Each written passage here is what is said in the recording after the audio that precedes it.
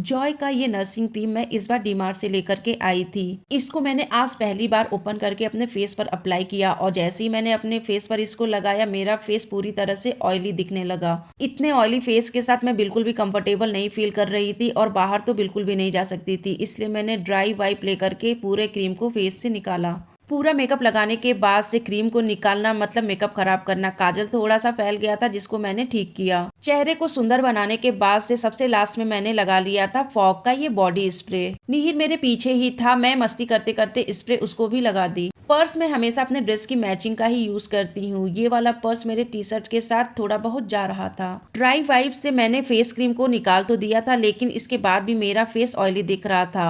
अपने फेस को ड्राई करने के लिए मैंने लगा लिया था सबसे लास्ट में फेस पाउडर। वैसे तो जब भी मैं कहीं जाती हूँ मेरा ये स्मार्ट वॉच हमेशा ही डिस्चार्ज रहता है, लेकिन मैंने कल ही इसको चार्ज करके रख दिया था। अब मुझे सिर्फ अपना बाल ही बनाना था। निहिर को मैंने कुछ देर पहले ही शर्ट पहना करके छोड़ दिया था, अब थी बारी उसको ये पैंट पहनाने की। बेड पर जितने भी कपड़े पड़े हुए थे, ब्लैंकेट था, निहिर सबको फेंक फेंक करके खेल रहा था। काफी देर से मैं निहिर को अपने पास बुला रही थी लेकिन निहिर खेलने की धुन में मेरी बिल्कुल भी नहीं सुन रहा था। काफी देर तक चिल्लाती रही, तब जाकर के मेरे पास आया और जैसे तैसे मैंने उसको पैंट पहनाया। सारी चीजें मैंने अच्छे से फोल्ड करके बेड पर रखी हुई थी। निहिर ने कुछ ही देर में सारी चीजों को खोल करके अच्छे से बेड पर फैला दिया। सारी चीजों को मैंने फिर से फोल्ड करके रखा और उसके बाद से निहिर को लेकर के आ गई थी नीचे। 2-4 दिनों से मैंने निहिर के बालों में ऑयल नहीं लगाया था जिसकी वजह से निहिर के बाल थोड़ा उलझ गए थे। हमारी तरफ अभी बारिश वाला मौसम है, निहिर को भी कोल्ड हो रखा था, इस वजह से मैं उसके बालों में तेल नहीं लगा रही थी। अब जब भी मैं निहिर के बाल बनाती हूँ उसके हाथ में कुछ न कुछ पकड़ा देती हूँ। निहिर उन सारी चीजों से खेलने में लगा रहता है और मैं जल्दी से उसके बाल बना देती हूँ। निहिर कुछ न कुछ ऐसा करता ही रहता है जिसकी वजह से हम दोनों हंसते ही रहते हैं।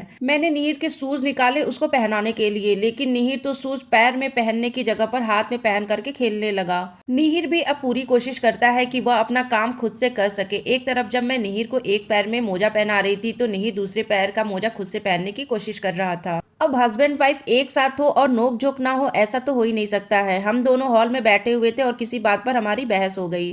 खैर उस नोक झोंक से हमारे प्लान का क्या लेना देना है, फिर भी हम घूमने जा ही रहे थे। घूमने के नाम से तो निहिर ही सबसे ज्यादा एक्साइटेड रहता है क्योंकि उसको पता है कि अब हम लोग कार से जाने वाले हैं।